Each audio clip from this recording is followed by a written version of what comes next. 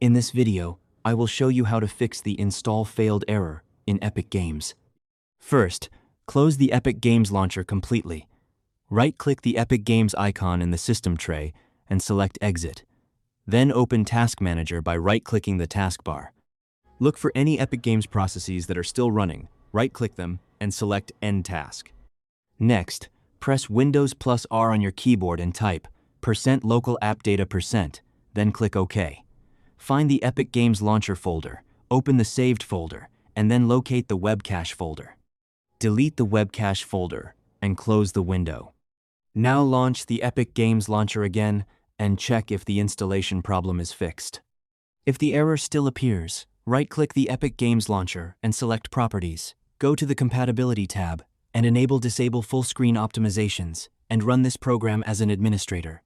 Click Apply, then OK, and launch Epic Games again. And that's how you can fix the install failed error in Epic Games.